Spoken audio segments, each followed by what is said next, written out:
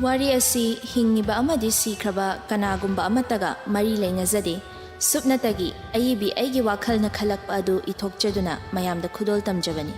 masida soikiba lankiba amadi kanagumbiga manaba matang yawraklabasu coincidence ni khanbiduna mayamna ngakpiu wafam asi nolukna thamjabaga loinana mayamgi mafamda wari khudol tamjari punna taminarasi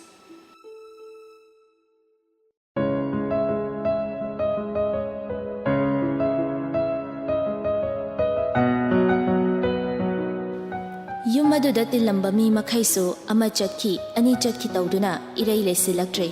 thabak nomba lakpa laikai gi lesabi sing amadi yumlo nabagi makhoi khara khaktangai haurabani ngasaidagi kari da soikhini kari wat khini haina koi chen chen duna yengbada waraba ratna adu chakhum da prap changaktuna dining chair adu da git famthai aduga hairei wahaba na buloireda bimola mause chaklama mani akhoi bungbado kautharunaba tawro hema leisabi sa noidi mau manakta kanam chatabro chalo chairam khotlambagado khara loshanminarucho mathanta tawpham khangamaroi aduga ne yai nangna kon hekaro mangol sisu chak cha si hairani asi chai singse kana no mukta loshinminaro hiyai sanana mo hoi mama lanthoi ibanina mapan se loshilage chano Naubi, noi kana no mathakta ka khatlamuko chanu na amu khumlai hoi che ai lan thoi na amu hiyai sana do onsin do na hairei lao he ibani so mangon se loshiluraga mathakta kana naba bimola su ratna na hairakpagi matung ina mathakta mamanaba singa punduna lairiba kaifa kauruna ba ka khalai Nisa wari palakpa matamduni mamanaba sing moi manga taruk tudi chak yaw khrasi haiduna faduna leibani chin khadang nan thokpa mayam dudagi khara henba aduna hairei mahi manai duso ka hena ta khibadi nati adubo khadang thadabada aduk nungai khibagi wani amana hairei koidi thar su thodre Royal Enfield su thodamni na nupi di phangbe wa leitre he amana mu hairei yare bungo Tarnung adu ada da thaudrasune nasada matik chaw koi thi ekta thiraga nufi dudi aina sina daw leirei ngasai makhai tumina leiramba nupa adu tabada warak lamale aduna hairei luhong ba haisa amarom dadi afava thabakni amarom dana amana amuk yamna khangning na hanglei amarom dana kari amarom dana jail gumba punsi se yotling bolang thangabani Ning tamba kai dudi manga potnida nong sabana mu hairi hoine adu chu chume ado nang di hiya yam khulabani famja chara so chahi lising mukti loivana aroi kaino amana mu hairi hera nang so adu di hainuda nupi sidom marai bak faini kaino akoi vai gumba nupa ma fangjai se marai bak thambal salamni loijing na mu hairi Yare, noi masen gi wari do ataba mina dine ya waramani mapanda mi ga tahalunu ko asumna wari sanari ngai tanja da maningdagi bimola na hairei bungba noi bu chaka mata chara roidro bung se thenga bani la oko chak sem hora bani kumak na ba tawro kaifana mamai di onthok tana khumlei hoine laage Hoina tin hey ngai haurabani nang chaba loiraga angang se amuk cha dawrini chak lama mani angang sisu lao ko ibungo noi kana no lakbinaro loijing namo hoine ne akhoi myam ne ekta thanga adawne bimola so handi aduma khumlei ho thangera pogera pamgera noina ne upay ama dawraga lakminaro ai ngai ramadawni ko Asi hairamduna bimola so aduma kungkre nupa aduna machi pa hek lengak tabadudadi mamanaba singha duso adumak tumina family naka namaromdana ngasai makai famamba fak adu famu makhada insin kiduna mafi marol du hongdok laba matung mayamna chairamba sing adu tapna loshina na bhotna ringai mamangi thong adu dagi lesabi ahumari changai machin yangbi nawbi na hairei haima ina mana loi tawra lairame Nama akoy se obirake Yangway sana tapna duma khumai Loireda ay sum tawragi ꯑꯃꯅ ꯑꯃꯨꯛ ꯍꯥꯏꯔꯛꯏ ꯏꯅꯝꯃ ꯑꯩꯈꯣꯏ ꯌꯥꯎꯕꯤꯔꯛꯀꯦꯁꯦ ꯍꯣꯔꯦꯟ ꯗꯗꯥꯅꯅꯦ ꯏꯅꯝꯃ ꯃꯊꯟꯇ ꯇꯧꯍꯜꯂꯦꯅ ꯑꯃꯨꯛ ꯑꯩꯈꯣꯏꯗ ꯉꯥꯡꯉꯛꯇꯅ ꯂꯩꯁꯥꯕꯤ ꯃꯌꯥꯝꯗꯨ ꯅꯨꯄꯤꯗꯨꯒꯤ ꯋꯥꯍꯩꯗꯨꯗ ꯅꯣꯛꯏ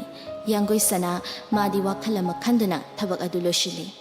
ꯃꯈꯨꯠ ꯍꯥꯝꯗꯣꯛꯂꯨꯔꯕ ꯃꯇꯨꯡ ꯂꯩꯁꯥꯕꯤꯁꯤꯡ ꯑꯗꯨꯒ ꯋꯥꯔꯤ ꯋꯥꯇꯥꯏ ꯁꯥꯟꯅꯗꯨꯅ ꯐꯝꯂꯤ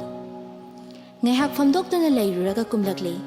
ꯀꯩꯐꯥ ꯑꯅꯧꯕ ꯑꯅꯧꯕꯤꯒꯤ ꯀꯥꯅꯤ ꯍꯥꯏꯅ ꯂꯩꯔꯤꯕ ꯑꯗꯨꯗ ꯈꯖꯤꯛ ꯍꯥꯡꯂꯤꯕ ꯊꯣꯡ ꯑꯗꯨꯗ ꯃꯤꯠꯌꯦꯡ ꯍꯥꯏꯐꯦꯠ ꯊꯝꯂꯝꯃꯤ ꯀꯨꯏꯗꯦ ꯑꯗꯨꯕꯨ ꯃꯈꯥꯗ ꯀꯨꯝꯂꯛꯂꯤ ꯃꯥꯅ ꯍꯦꯛ ꯀꯨꯝꯂꯛꯄꯒ ꯇꯥꯟ ꯆꯥꯅꯅ ꯔꯇꯅꯥꯁꯨ ꯆꯪꯂꯛꯏ ꯔꯇꯅꯥꯅ ꯊꯦꯡꯉꯕꯅꯤꯅꯦ ꯃꯇꯝꯁꯦ ꯂꯩꯔꯤꯕꯁꯤꯡꯁꯦ ꯂꯣꯏꯅ ꯋꯥꯅꯔꯕ ꯉꯥꯛꯇꯅꯤ ꯅꯣꯏꯁꯦ ꯒ꯭ꯌꯥꯟꯁꯨ ꯇꯥꯈꯤꯗ꯭ꯔꯦꯗꯀꯣ ꯆꯥꯛꯁꯦ ꯆꯥꯔꯒ ꯄꯣꯊꯥꯅꯅꯕ ꯇꯧꯕꯅ ꯐꯩ ꯂꯣꯏꯖꯤꯡ ꯅꯣꯏꯅ ꯃꯄꯥꯟꯗꯅꯦ ꯆꯥꯕꯗꯤ ꯍꯦꯛ ꯌꯥꯎꯔꯣ ꯂꯣꯏꯖꯤꯡꯅ ꯑꯃꯨꯛ ꯍꯣꯏ ꯃꯄꯥꯟꯗ ꯑꯗꯨꯝ ꯄꯨꯂꯞ ꯆꯥꯔꯁꯦ ꯑꯁꯤ ꯍꯥꯏꯅ ꯀꯩꯐꯥꯗ ꯑꯃꯨꯛ ꯑꯣꯟꯁꯤꯟꯗꯨꯅ ꯍꯥꯏꯔꯛꯏ ꯚꯥꯏ ꯅꯪꯗꯤ ꯄꯨꯈꯝ ꯇꯦꯡꯀꯣꯠ ꯑꯍꯟꯕꯗꯒ ꯆꯥꯛ ꯆꯥꯈꯤꯗꯧꯔꯦꯀꯣ ꯅꯣꯡꯁꯥꯕꯅ ꯑꯃꯨꯛ ꯅꯪꯁꯨ ꯅꯨꯄꯤ ꯊꯤꯖꯜꯂꯣ ꯑꯗꯨꯝ ꯆꯥꯔꯗꯧꯅꯤ ꯃꯤꯅ ꯆꯥꯕꯗ ꯃꯤꯁꯧꯒ ꯆꯪꯉꯨꯅꯨ ꯂꯩꯇꯅ ꯀꯔꯥꯏꯗꯩ ꯊꯤꯌꯨ ꯍꯥꯏꯅꯣ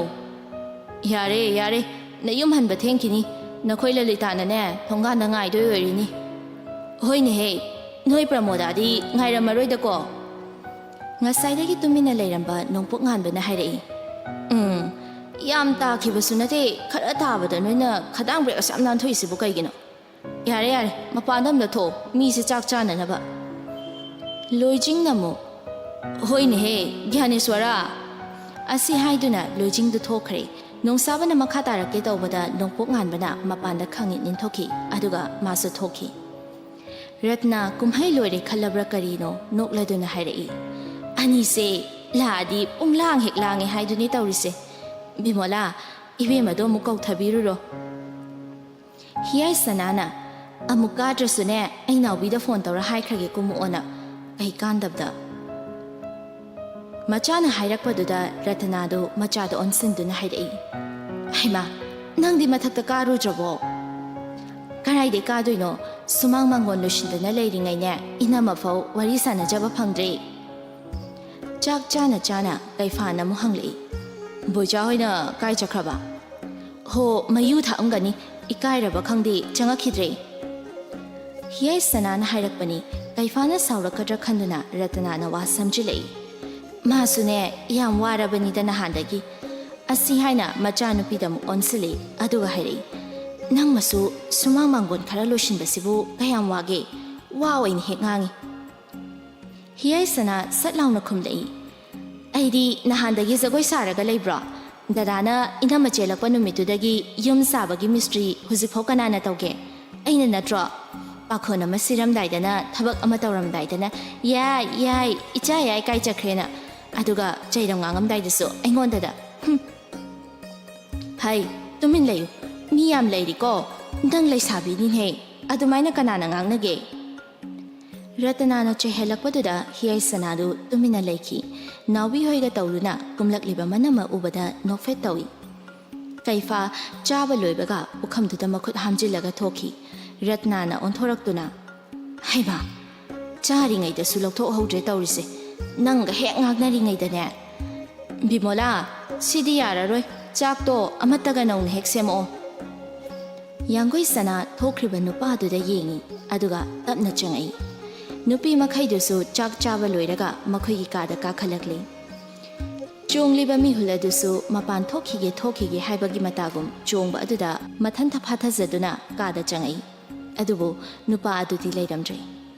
ꯀꯔꯤꯁꯨ ꯈꯜꯂꯨꯗꯦ ꯃꯃꯥꯟꯅꯕ ꯑꯃ ꯑꯅꯤ ꯊꯤꯟꯗꯣꯛꯄ ꯆꯠꯈꯤꯕ ꯑꯣꯏꯔꯝꯒꯅꯤ ꯈꯜꯂꯗꯨꯅ ꯂꯩꯊꯣꯛꯂꯤ ꯐꯝꯐꯝ ꯀꯥꯒꯤ ꯐꯛꯂꯥꯡꯗ ꯊꯦꯠꯂꯤꯕ ꯅꯤꯡꯊꯤꯅ ꯐ꯭ꯔꯦꯝ ꯆꯜꯂꯕ ꯉꯁꯥꯏ ꯑꯌꯨꯛꯇ ꯅꯝꯕ ꯐꯣꯇꯣꯁꯤꯡ ꯑꯗꯨ ꯃꯨꯟꯅ ꯌꯦꯡꯉꯤ ꯌꯥꯡꯒꯣꯏ ꯁꯅꯥ ꯍꯩꯖꯤꯡꯄꯣꯠ ꯅꯨꯃꯤꯠꯀꯤ ꯃꯃꯥ ꯑꯃꯗꯤ ꯃꯄꯥꯕꯨꯡꯒ ꯅꯝꯕ ꯑꯌꯨꯛꯇ ꯀꯨꯟꯗꯣ ꯂꯦꯡꯕꯒꯤ ꯄꯣꯁ ꯃꯈꯜ ꯃꯈꯜ ꯏꯅꯧ ꯅꯧꯕꯗ ꯀꯩꯐꯥ ꯃꯕꯥꯅꯤꯒꯤ ꯀꯨꯖ ꯄꯨꯟꯕꯒꯤ ꯐꯣꯇꯣ ꯑꯃꯃꯝꯇ ꯆꯪꯁꯤꯟꯗꯨꯅ ꯌꯦꯡꯂꯤ ꯑꯗꯨꯝꯅ ꯌꯦꯡꯂꯤꯉꯩ ꯁ꯭ꯇꯤꯌꯔꯗ ꯃꯤ ꯀꯥꯈꯠꯂꯛꯄꯒꯤ ꯃꯈꯣꯜ ꯇꯥꯕ ꯑꯗꯨꯗ ꯄ꯭ꯔꯞ ꯄ꯭ꯔꯞ ꯐꯃꯨꯡ ꯀꯥꯔꯣꯝꯗ ꯂꯥꯛꯇꯨꯅ ꯐꯃꯨꯡꯗꯨꯗ ꯐꯝꯗꯨꯅ ꯂꯩ ꯀꯔꯤ ꯍꯥꯏꯅꯕ ꯀꯔꯤ ꯈꯨꯝꯕ ꯍꯥꯏꯅ ꯀꯣꯛ ꯃꯆꯥꯗꯨꯗ ꯃꯨꯟꯅ ꯋꯥꯈꯜ ꯇꯧꯏ ꯀꯩꯐꯥ ꯊꯣꯡ ꯑꯗꯨ ꯍꯥꯡꯗꯣꯛꯇꯨꯅ ꯆꯪꯉꯛꯄꯗꯤ ꯃꯁꯥ ꯃꯎ ꯇꯥꯁꯤꯟꯗꯨꯅ ꯐꯝꯗꯨꯅ ꯂꯩꯔꯤꯕ ꯑꯗꯨ ꯎꯏ ꯑꯗꯨꯕꯨ ꯀꯩꯁꯨ ꯊꯣꯏꯗꯣꯛꯄ ꯍꯥꯏꯔꯨꯗꯦ ꯍꯥꯏꯅꯤꯡꯉꯥꯏ ꯋꯥ ꯑꯃ ꯐꯥꯎꯕ ꯂꯩꯇꯕꯒꯨꯝ ꯉꯥꯏꯍꯥꯛ ꯃꯤꯠꯀꯗꯤ ꯃꯤꯠꯆꯥꯅꯩ ꯑꯗꯨꯕꯨ ꯀꯨꯏꯅꯗꯤ ꯐꯠ ꯃꯤꯠꯐꯝ ꯍꯟꯗꯣꯛꯅꯈꯤ ꯌꯥꯡꯒꯣꯏꯁꯅꯥ ꯃꯤꯠꯃꯥꯡꯗ ꯂꯦꯞꯂꯤꯕ ꯆꯨꯡ ꯐꯤꯔꯥꯜ ꯆꯥꯔꯕ ꯅꯨꯄꯥꯗ ꯅꯨꯄꯥ ꯃꯥꯜꯂꯕ ꯅꯨꯄꯥ ꯑꯗꯨꯗ ꯂꯣꯟꯅ ꯃꯤꯠꯆꯤꯅ ꯌꯦꯡꯖꯩ ꯁꯦꯠꯂꯤꯕ ꯑꯃꯨꯕ ꯃꯆꯨꯒꯤ ꯐꯣꯔꯃꯦꯜ ꯄꯦꯟ ꯁꯤꯡꯂꯤ ꯄꯔꯦꯡ ꯎꯕ ꯈꯨꯗꯥꯡ ꯑꯗꯨꯗ ꯁꯤꯔꯤꯕ ꯘꯔꯤ ꯃꯁꯥ ꯅꯥꯟꯅ ꯂꯤꯠꯂꯤꯕ ꯁ꯭ꯀꯥꯏ ꯕ꯭ꯂꯨ ꯃꯆꯨꯒꯤ ꯃꯦꯟ ꯁꯔꯠ ꯑꯗꯨꯕꯨ ꯈꯗꯥꯡꯗ ꯇꯥꯔꯤꯕ ꯗꯥꯛꯐꯝ ꯑꯗꯨ ꯎꯕꯗ ꯁꯛꯐꯝ ꯑꯗꯨꯗꯤ ꯈꯔ ꯈꯖꯤꯛ ꯑꯣꯜꯂꯤ ꯊꯤꯜꯂꯤꯕ ꯆꯟꯗꯟ ꯇꯦꯟꯇ ꯀꯛꯂꯤꯕ ꯁꯝ ꯑꯗꯨꯛ ꯅꯤꯡꯊꯤꯕꯔ ꯃꯍꯥꯛꯇꯨ ꯇꯣꯏꯅ ꯎꯕ ꯁꯛꯐꯝ ꯑꯗꯨꯗꯒꯤ ꯑꯁꯨꯛꯀꯤ ꯃꯇꯤꯛ ꯈꯦꯠꯅꯔꯦ ꯉꯁꯤꯗꯤ ꯑꯁꯤꯅꯁꯨ ꯑꯣꯏꯕ ꯇꯥꯏ ꯏꯀꯥꯏꯕ ꯍꯥꯏꯕ ꯋꯥꯍꯩ ꯑꯁꯤ ꯂꯥꯞꯅ ꯊꯝꯈꯤꯗꯨꯅ ꯑꯗꯨꯛ ꯃꯨꯟꯅ ꯌꯦꯡꯂꯨꯔꯤꯕ ꯅꯨꯄꯥ ꯃꯥꯗ ꯑꯗꯨꯝꯅ ꯌꯦꯡꯂꯤꯉꯩ ꯇꯥꯟꯖꯥꯗꯨꯗ ꯀꯩꯐꯥꯅ ꯀꯧꯔꯛꯏ ꯃꯦꯗꯥꯝ ꯀꯧꯔꯛꯂꯤꯕ ꯃꯤꯡꯒꯧ ꯑꯗꯨꯗ ꯈꯜꯂꯝꯕ ꯋꯥꯈꯜꯁꯨ ꯀꯥꯏꯈ꯭ꯔ ꯃꯥꯜꯂꯦ ꯇꯞꯅ ꯏꯪꯅ ꯍꯥꯏꯔꯛꯏ ꯍꯧꯖꯤꯛꯁꯨ ꯃꯦꯗꯥꯝ ꯑꯗꯨꯃꯛ ꯀꯧꯈꯤꯗꯣꯏꯔꯥ ꯀꯩꯐꯥ ꯃꯣꯡ ꯍꯥꯗꯅ ꯈꯨꯝꯃꯛꯏ ꯑꯩꯒꯤ ꯏꯊꯛ ꯊꯣꯡꯕꯗ ꯃꯦꯗꯥꯝ ꯍꯥꯏꯅ ꯀꯧꯗ꯭ꯔꯕꯗꯤ ꯀꯔꯤ ꯀꯧꯒꯅꯤ ꯑꯇꯣꯞꯄ ꯃꯤꯡꯒꯧ ꯀꯧꯔꯗꯤ ꯂꯩꯕꯥꯛ ꯃꯆꯥ ꯇꯥꯗꯕ ꯇꯥꯔꯣꯏꯗ꯭ꯔꯅꯦ ꯃꯔꯧ ꯂꯩꯅ ꯉꯥꯡꯂꯛꯂꯤꯕ ꯅꯨꯄꯥ ꯃꯥꯒꯤ ꯋꯥꯉꯥꯡ ꯀꯔꯤꯗꯒꯤ ꯑꯁꯨꯝꯅ ꯍꯥꯏꯔꯛꯄꯅꯣ ꯍꯥꯏꯕꯁꯨ ꯃꯨꯟꯅ ꯈꯪꯏ ꯅꯨꯄꯤ ꯃꯥꯅꯁꯨ ꯅꯤꯡꯁꯤꯡꯂꯛꯏ ꯀꯔꯤꯒꯨꯝꯕ ꯑꯃꯃꯨꯛ ꯑꯍꯥꯟꯕ ꯀꯩꯐꯥꯅ ꯊꯕꯛ ꯀꯥꯔꯛꯄ ꯅꯨꯃꯤꯠꯇ ꯃꯥꯅ ꯍꯥꯏꯈꯤꯕ ꯋꯥꯍꯩꯁꯤꯡ ꯑꯗꯨ ꯅꯤꯡꯁꯤꯡꯂꯛꯏ ꯅꯪꯒ ꯑꯩꯒ ꯐꯅ ꯀ꯭ꯂꯥꯁ ꯃꯥꯟꯅꯔꯛꯑꯕꯁꯨ ꯅꯪꯅ ꯑꯩꯒꯤ ꯃꯤꯡ ꯍꯦꯛꯇ ꯀꯧꯒꯗꯕ ꯅꯠꯇꯦ ꯅꯪꯅ ꯑꯩꯒꯤ ꯗ꯭ꯔꯥꯏꯚꯔꯅꯤ ꯑꯗꯨꯅ ꯋꯥ ꯉꯥꯡ ꯁꯛꯄꯗꯅꯦ ꯂꯤꯃꯤꯠꯇ ꯂꯩꯌꯨ ꯑꯗꯨꯒꯤ ꯅꯨꯃꯤꯠ ꯑꯗꯨꯗ ꯎꯈꯤꯕ ꯀꯩꯐꯥꯒꯤ ꯃꯥꯏꯊꯣꯡ ꯑꯗꯨ ꯉꯁꯤ ꯐꯥꯎꯕ ꯅꯤꯡꯁꯤꯡꯗꯕ ꯅꯠꯇꯦ ꯌꯥꯡꯒꯣꯏꯁꯅꯥꯁꯨ ꯐꯃꯨꯡꯗꯒꯤ ꯃꯣꯟ ꯑꯃ ꯂꯧꯗꯨꯅ ꯃꯃꯥꯡ ꯀꯥ ꯑꯗꯨꯗ ꯈꯣꯡ ꯊꯥꯡꯕ ꯍꯧꯈꯤ ꯊꯣꯡꯖꯤꯟ ꯄꯥꯟ ꯑꯗꯨꯗ ꯉꯥꯏꯍꯥꯛ ꯆꯞ ꯂꯦꯞꯇꯨꯅ ꯑꯣꯟꯊꯣꯛꯇꯨꯅ ꯍꯥꯏꯔꯛꯏ ꯀꯩꯐꯥꯅ ꯑꯩꯅ ꯀꯥ ꯑꯁꯤꯗꯩ ꯊꯣꯛꯈꯤꯕꯁꯦ ꯏꯃꯥ ꯑꯣꯏꯅ ꯈꯪꯈ꯭ꯔꯒ ꯏꯕꯥꯅꯤꯒꯤ ꯃꯔꯤ ꯑꯁꯤ ꯆꯤꯡꯅꯈꯤꯅꯤ ꯑꯗꯨꯅ ꯃꯦꯗꯥꯝꯗ ꯔꯤꯀ꯭ꯋꯦꯁ ꯑꯃꯇꯪ ꯇꯧꯖꯒꯦ ꯃꯔꯤ ꯑꯁꯤꯅ ꯐꯅ ꯁꯥꯁꯤꯟꯅꯕ ꯑꯣꯏꯔꯕꯁꯨ इमुंग मनुंग अहल लमन की ममांगददी उथोक्तनब होटनसे असी हायरमदुना अदुमक चटख्रे नुपी अदुगी पाखुमदु तालुद्रे यांगोइसना करिसु खुमौबा नंगहौद्रे चुम्बी मरी असी यानबा अमगी मखादा सेमखिबा लिपुनी मदु फना ओइदुनासु हुक्रिबा कुंदो परेंग अदुदी अराइबा अचंबा ममल लेक्तबा पोत्सकनी हाइनदी लौखिदबनी पुंसिगी अहानबा अमदी अरोइबा ओइना हुक्खिबा कुंदो परेंगनी अहिंग अदु करोमदगिनु खंगहौदा मंगाउ थिबा नोंगना फुदित फुना चुसलक्तुना खजिक इंबा फाउरई फैजुप फी अमता याउदना तुमख्रिबा नुपादु निंगसिंगलक्तुना थुना हौगलक्तुना फैजुप अपाब अमा पाइतुना लाई माना तुमलिबा का अदु तमना मसादु इताता सिंदुना तुमदुना लेरंबदु उरदुना चंगसिलक्तुना फैजुप अदु सुपचलमदुना थोख्रे नुपी अदुना थोख्रे खंगबकान नुपादुसु ममित तपना पांगक्तुना येंगी अदुगा असंगबा सोर अमा होंदोक्तुना ममित अदु तपना अमुक उशिनखि हौख्रे असुमना नुमित असिमा यांगोइसना मिकअप थोलकपदा मागी का ओइरमदबदुदा कोइले लेदुना ngahakti yengi ningsinglei mahak ngarang luhungli haiba sagai amagi mawoire haibasu adubu masirane mana khanjakhiba mangjakhiba luhungba amagi manglana sibo asumna tawba asi pamkhibrane mahakpu adubu kuina wakhal sing aduda pantharudri mayum nate mabu nungshina tawbigadaba mi leite haiduna si hai haiduna imung asigi mi phatte haibasu nate leisabi oibaga mau oibaga khetnaba munna khangbani mahak tabna kumlagle famungdagi mahausana yahaugani haiba khangdabani alarm thamduna fana tumlabasu muthatpadana masaruk oibani adubu ngasidi haudoknaba naidana aduma kumlagle यांगोइसना अदुमा खगोलकले अदुगा bathroom द चंखिदुना ममाय ममित हाना ताथोकले लोइरबा मतुं मखादा कुमलक्तुना मांगोन वाइरम तासिन खमजिली सुमा मांगोन सिंग अदु वायमुक तैथोकले अहिंग नोंग चुखिबगे सुमांग खंदबा मतिक अदु चोटली चोटली तौदुना लेरमी उनावाना सिंग अदुसु नोंगलिक तारकली पुमनामक लोइरगा इमुंगदा इरु माइथनबा मखोइगी कादा मुका खलकले सोफा कादा चंगक्तुना नुपा अदु हगोटख्रबा हाइना मुकिंगी इसीसीना अपिकपा आंगांग अमगुम तुमदुना लेरमलिबदु उरदुना ngahak yenglamlaba matung bathroom da changkhre kaifasु haugatpadi kuirabani kaagi thaunaudagi nupi mana tauribadu loinamak uribani adubo nupi mana changakpa duda amuk changsinduna tumsinabani nupi aduna leptuna yengamba adusu loina makhangi mamit tapna pangaktuna makhada oina kumaktuna mamai mamit ta thokli aduga walking chatna na ba haiduna thokre yangoi sana iru jaba loibaga duk thaumai thanandaba sem sarai Ratna ya haurakpada mamauna duk thaumai thaduna leiramba sida momo nokjei haraujei Yangoi sana duk thaumai katpa loiraduna yumlomda onsilakpada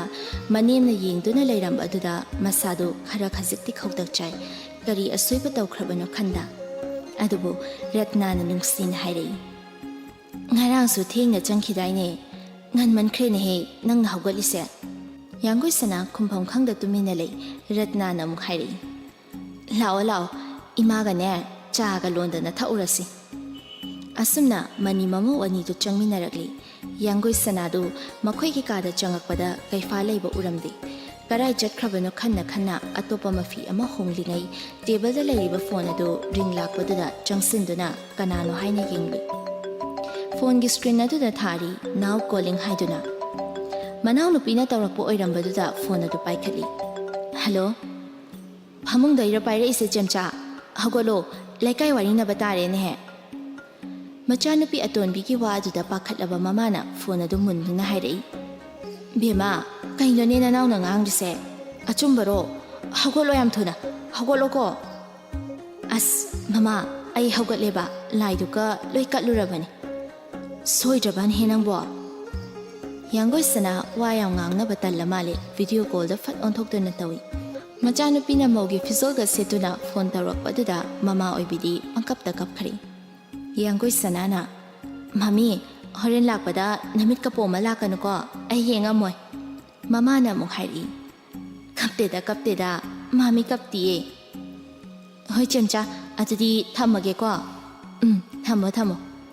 Phone thamna baga kaifasu walking chatlubadu hanzilakli Changlaktuna bathroom da prap changki Yangoi sana haigadawa wa thoidokpa leitabana makhada kumaktuna chakhumda changakpani Manimga machangda sanare meba wari edu tabada changsinba sungamtraduna thongjin bana duda phana kuina leptuna lei Hiyai sanana mi masa yanaraga luhongbasibo kaino moina khallisibo machagi waduda Ratnana mukhairei Yare tumina leiro migi chinbu kanana thingba ngamdoino amma natraga amane adum ngangna daw leirabani Chado loshalo adugane nanamaga thakminaroko asi haiduna tholakpada Yangoi sana leptuna leirambatuda Ratna sanakhriba wari adu takhrajana haina khali adubu fat hairei Ibema kuma aba nachangane cha thakminaramu ima aswaibogda thokukige ko asi hairamduna thokre Yangoi sana su chakhumda changlakle Hiyai sanana cha kap ani haiduna table da thamaktuna hairei Inama cha thakse Hoine yai ke hage inama imaga nanga hainei do kanana ke dawre habano angang oibagi haunabi hiyai sana loinamak iting na haidori mi wangang bi kharana ne ngarang lohong balak haudrena po empi bala amba wachi ware mayam mangang lamiba dadana ne inamase yam haina phai adu ada mi na waraga na nungai ba kitang nungai kharga na ne kalakpa sauni ba kai haino khangde ba Yangoi sana nokladuna Nangdingba makhaine ngangjasanu tallakanda maidok chakhini adudane awai khum tawna ruba haunade migi chinbu kanana thingdoino hoi chummeba ado moin hairise phana nungsina boiraso dadaga inamaga se yam khetnai sini aikhoi dadana haudopasnate driver na officer lobase kokthong ama loba leiramgani hoini moinane khaningba khanjasanuda miyoiba akhoigi marakta khwaidagi mapum phada bhaibase Karam kanda oirei khangbra mi amabu ikai khumnaba utpa ngamdraba matamdo aduda oirakpani miyoibado sel su phana paisano matik mathauna su leiba miyoisano mahamuk tonbadi leitrabani nakhoi dada su lairik laisu haitabadi natena adubu miyoibagi punsisidane laibak haibasiga amuk yeknaba oidabasu nateda adubu hotnaridana hotnaba leptraga loire Chawna mahum saba ngamdaba akhoigidine piktakna mahum saba haibase mahausani ngamlakanda chawna sara loiredana ka hena gyan tarabi amabu ngangliba wangang adu thongjinda leptuna taduna leinupa adusu hiyai sanana uraduna fat hairei Dada kana chokri thiluraba ꯌꯥꯡꯒꯣꯏ ꯁꯅꯥ ꯑꯣꯟꯊꯣꯛꯇꯨꯅ ꯌꯦꯡꯏ ꯀꯩꯐꯥꯁꯨ ꯑꯗꯨꯝ ꯃꯈꯨꯝ ꯂꯩ ꯕꯣꯏꯆꯥꯟ ꯆꯠꯈ꯭ꯔꯝꯅꯤ ꯑꯁꯤ ꯍꯥꯏꯔꯝꯗꯨꯅ ꯃꯊꯛꯇ ꯀꯥꯈꯠꯈꯤ ꯌꯥꯡꯒꯣꯏ ꯁꯅꯥ ꯊꯨꯅ ꯍꯧꯒꯠꯇꯨꯅ ꯆꯥ ꯀꯞ ꯑꯃ ꯍꯩꯗꯨꯅ ꯃꯊꯛꯇ ꯄꯨꯈꯠꯈ꯭ꯔꯦ ꯍꯤꯌꯥꯏ ꯁꯅꯥ ꯅꯣꯛꯂꯗꯨꯅ ꯑꯦꯟꯁꯥꯡ ꯀꯔꯤ ꯊꯣꯡꯕ ꯍꯥꯏꯅ ꯈꯟꯗꯨꯅ ꯂꯩꯍꯧꯔꯤ ꯕꯦꯜꯀꯅꯤꯗ ꯊꯥꯔꯤꯕ ꯂꯩꯁꯤꯡ ꯑꯗꯨ ꯏꯁꯤꯡ ꯆꯥꯏꯗꯨꯅ ꯂꯩꯔꯝꯃꯤ ꯑꯗꯨꯒꯤ ꯃꯅꯥꯛꯇ ꯄ꯭ꯔꯞ ꯄ꯭ꯔꯞ ꯆꯪꯁꯤꯜꯂꯒ ꯍꯤꯌꯥꯏ ꯁꯅꯥ ꯇꯞꯅ ꯍꯥꯏꯔꯛꯏ ꯆꯥ ꯀꯩꯐꯥ ꯇꯥꯔꯕꯁꯨ ꯃꯥꯒꯤ ꯇꯧꯐꯝ ꯊꯣꯛꯄ ꯇꯧꯗꯨꯅ ꯂꯩ ꯌꯥꯡꯒꯣꯏ ꯁꯅꯥ ꯈꯣꯟꯖꯦꯜꯒꯗꯨ ꯈꯔ ꯈꯖꯤꯛ ꯁꯦꯝꯂꯒ ꯑꯃꯨꯛ ꯍꯥꯏꯔꯛꯏ ꯇꯥꯕꯤꯔꯤꯕꯣ ꯆꯥꯁꯤꯗ ꯂꯩꯔꯦ ꯀꯩꯐꯥ ꯑꯣꯟꯊꯣꯛꯇꯨꯅ ꯍꯥꯏꯔꯛꯏ ꯃꯦꯗꯥꯝ ꯑꯩ ꯆꯥ ꯊꯛꯆꯔꯦ ꯍꯧꯖꯤꯛꯁꯦ ꯋꯥꯀꯤꯡ ꯑꯋꯥꯔ ꯅꯠꯇꯦ ꯂꯩꯔꯤꯁꯦ ꯌꯨꯝꯅꯦ ꯑꯩꯁꯨ ꯈꯪꯖꯩꯗ ꯑꯗꯨ ꯐꯣꯔꯃꯦꯜ ꯑꯣꯏꯅ ꯉꯥꯡꯗꯧꯕ ꯅꯠꯇꯦꯗ ꯑꯩꯉꯣꯟꯗ ꯋꯥ ꯍꯥꯏꯕ ꯉꯥꯡꯕꯗꯅꯦ ꯗꯣꯡ ꯗꯣꯡ ꯑꯗꯨꯝ ꯍꯥꯏꯕꯤꯌꯨ ꯑꯗꯨꯗ ꯑꯩꯅ ꯀꯩꯁꯨ ꯁꯥꯎꯗꯧꯕ ꯂꯩꯇꯦ ꯊꯕꯛ ꯃꯐꯝꯕꯨ ꯑꯣꯏꯔꯁꯨ ꯌꯨꯝꯕꯨ ꯑꯣꯏꯔꯁꯨ ꯑꯩꯉꯣꯟꯗꯗꯤ ꯆꯞ ꯃꯥꯟꯅꯩꯗ ꯈꯦꯠꯅꯕꯗꯤ ꯂꯩꯇꯦ ꯑꯗꯨ ꯑꯣꯏꯔꯗꯤ ꯏꯃꯥ ꯍꯣꯏꯒꯤ ꯃꯃꯥꯡꯗꯁꯨ ꯃꯦꯗꯥꯝ ꯑꯗꯨꯝ ꯀꯧꯔꯒ ꯏꯕꯥꯅꯤꯒꯤ ꯃꯔꯤꯁꯦ ꯂꯣꯏꯅꯃꯛ ꯍꯦꯛꯇ ꯈꯪꯍꯟꯈ꯭ꯔꯁꯦ ꯍꯥꯏꯔꯤꯔꯣ ꯑꯗꯨꯒ ꯆꯥꯁꯤꯅ ꯑꯩꯅ ꯄꯨꯔꯛꯄꯒꯤ ꯑꯣꯏꯗꯣꯏꯔꯣ ꯆꯥ ꯊꯛꯇꯦ ꯍꯥꯏꯔꯤꯁꯦ ꯑꯗꯨ ꯑꯣꯏꯔꯒꯅ ꯌꯥꯏꯗ ꯑꯃꯨꯛ ꯄꯨꯍꯜꯂꯛꯑꯒꯦ ꯑꯗꯨꯒ ꯃꯆꯤꯟꯗ ꯑꯃꯨꯛ ꯁꯣꯟꯊꯥꯡꯅꯅ ꯁꯣꯜꯂꯤ ꯆꯥ ꯑꯗꯨ ꯄꯥꯝꯕ ꯅꯪꯅꯁꯨ ꯄꯤꯛꯅ ꯁꯨꯔꯨ ꯁꯨꯔꯨ ꯅꯩꯁꯤꯟꯗꯨꯅ ꯍꯥꯏꯈꯤꯕ ꯋꯥꯍꯩ ꯑꯗꯨ ꯅꯨꯄꯥ ꯃꯥꯅꯗꯤ ꯇꯥꯍꯧꯔꯦ ꯇꯞꯅ ꯍꯥꯏꯔꯛꯏ ꯃꯇꯝꯁꯦ ꯌꯥꯝ ꯍꯣꯡꯂꯦꯗ ꯀꯩꯕꯨꯅꯣ ꯍꯣꯡꯂꯤꯁꯦ ꯀꯩꯁꯨ ꯍꯥꯏꯗꯦ ꯐꯔꯦ ꯑꯗꯨꯗꯤ ꯊꯛꯄꯤꯅꯕ ꯂꯩꯇ꯭ꯔꯕ ꯆꯥꯁꯦ ꯑꯩ ꯄꯨꯈ꯭ꯔꯒꯦꯀꯣ ꯌꯥꯡꯒꯣꯏ ꯁꯅꯥ ꯆꯠꯁꯤꯟꯅꯩ ꯃꯇꯨꯡꯗꯒꯤ ꯀꯩꯐꯥꯅ ꯃꯦꯗꯥꯝ ꯆꯥꯗꯣ ꯊꯝꯕꯤꯔꯝꯃꯣ ꯌꯥꯡꯒꯣꯏ ꯁꯅꯥ ꯈꯥꯝꯂꯛꯄ ꯑꯗꯨꯗ ꯅꯣꯛꯐꯦꯠ ꯇꯧꯏ ꯑꯗꯨꯕꯨ ꯁꯛꯐꯝ ꯍꯟꯖꯤꯜꯂꯒ ꯑꯣꯟꯊꯣꯛꯇꯨꯅ ꯆꯪꯁꯤꯜꯂꯛꯇꯨꯅ ꯍꯥꯏꯔꯛꯏ ꯃꯦꯗꯥꯝ ꯅꯠꯇꯦ ꯁꯅꯥ ꯀꯔꯥꯏꯅ ꯄꯤꯔꯛꯑꯣ ꯁꯨꯃꯥꯏꯅ ꯍꯥꯏꯕꯁꯦ ꯍꯩꯇ꯭ꯔꯣ ꯍꯩꯕ꯭ꯔꯥ ꯌꯦꯡꯒꯦ ꯍꯥꯏꯔꯛꯑꯣꯕ ꯀꯩꯐꯥ ꯋꯥ ꯃꯈꯥ ꯇꯥꯅꯔꯨꯗ꯭ꯔꯦ ꯆꯥ ꯀꯞ ꯑꯗꯨ ꯂꯧꯔꯒ ꯌꯥꯎꯉꯨ ꯑꯃ ꯈꯪꯆꯤꯡ ꯍꯦꯛ ꯆꯤꯡꯂꯨꯏ ꯁꯥꯔꯤꯕꯅꯤ ꯄꯣꯛꯀꯅꯤ ꯍꯥꯏꯅꯁꯨ ꯍꯥꯏꯍꯧꯕ ꯅꯪꯍꯧꯗꯦ ꯄꯣꯛꯂ ꯃꯥꯜꯂꯦ ꯊꯨꯅ ꯋꯥꯁꯔꯨꯝꯗ ꯆꯪꯈꯤ ꯌꯥꯡꯒꯣꯏ ꯁꯅꯥ ꯊꯣꯡ ꯃꯄꯥꯗ ꯂꯦꯞꯂꯒ ꯍꯥꯏꯔꯛꯏ ꯀꯌꯥꯝ ꯊꯤꯅ ꯄꯣꯛꯑꯒꯦ ꯗꯣꯛꯇꯔ ꯆꯠꯁꯤꯔꯣ ꯃꯅꯤꯟ ꯋꯥ ꯀꯥꯔꯤꯗꯨ ꯎꯗ꯭ꯔꯥ ꯈꯪꯗꯦꯕ ꯃꯤꯡꯁꯦꯜꯗ ꯌꯦꯡꯉꯝꯕꯗꯒꯤ ꯊꯣꯡꯔꯣꯝꯗ ꯑꯣꯟꯁꯤꯜꯂꯤ ꯅꯨꯄꯤ ꯑꯗꯨꯗꯤ ꯎꯕ ꯅꯠꯇꯦ ꯊꯣꯡ ꯑꯗꯨ ꯂꯣꯟꯕꯅ ꯀꯩꯐꯥ ꯃꯊꯟꯇ ꯑꯃꯨꯛ ꯍꯥꯏꯖꯩ ꯆꯥꯅ ꯄꯣꯛꯄꯒꯤꯕꯨ ꯗꯣꯛꯇꯔ ꯆꯠꯁꯤꯔꯥꯏ ꯄꯨꯔꯥ ꯕꯦꯔꯥꯏ ꯅꯨꯄꯤꯅꯤꯍꯦ ꯌꯥꯡꯒꯣꯏ ꯁꯅꯥꯅ ꯑꯃꯨꯛ ꯍꯥꯏꯔꯛꯏ ꯀꯦꯝ ꯈꯨꯝꯃꯛꯇ꯭ꯔꯤꯁꯤꯕꯨ ꯀꯩꯗꯧꯔꯒꯦ ꯋꯥꯟꯊꯗꯅꯒ ꯂꯩꯔꯕ ꯍꯥꯏꯋꯥꯅꯤ ꯑꯁꯤ ꯍꯥꯏꯗꯨꯅ ꯊꯣꯡ ꯑꯗꯨ ꯊꯤꯟꯒꯦ ꯍꯦꯛ ꯇꯧꯕꯒ ꯅꯥꯀꯟ ꯑꯃꯗꯒꯤ ꯍꯥꯡꯉꯛꯄꯒ ꯃꯕꯥ ꯆꯥꯅꯔꯨꯔꯤ ꯌꯥꯝ ꯀꯥ ꯍꯦꯟꯅ ꯄꯤꯛꯂꯨꯕꯁꯨ ꯅꯠꯇꯦ ꯑꯗꯨꯕꯨ ꯅꯨꯄꯥ ꯃꯥꯅ ꯋꯥꯡꯕꯅ ꯏꯄꯤꯛ ꯄꯤꯛꯁꯤꯟꯅ ꯍꯦꯛ ꯎꯈ꯭ꯔꯦ ꯅꯨꯄꯥ ꯃꯥꯒꯤ ꯊꯕꯥꯛ ꯃꯄꯥꯗ ꯂꯥꯏꯕꯛ ꯑꯗꯨ ꯇꯥꯔꯤ ꯃꯃꯥꯏꯗꯨ ꯅꯣꯟꯊꯔꯝꯕꯗꯒꯤ ꯈꯪꯌꯦꯡ ꯍꯦꯛ ꯌꯦꯡꯈꯠꯂꯛꯏ ꯍꯥꯟꯅ ꯌꯦꯡꯗꯨꯅ ꯂꯩꯔꯝꯕ ꯊꯧꯔꯕ ꯂꯨꯔꯕ ꯃꯤꯠꯁꯅꯥ ꯑꯅꯤꯗꯨ ꯃꯤꯀꯨꯞ ꯑꯗꯨꯗ ꯃꯤꯆꯥꯅꯈꯤ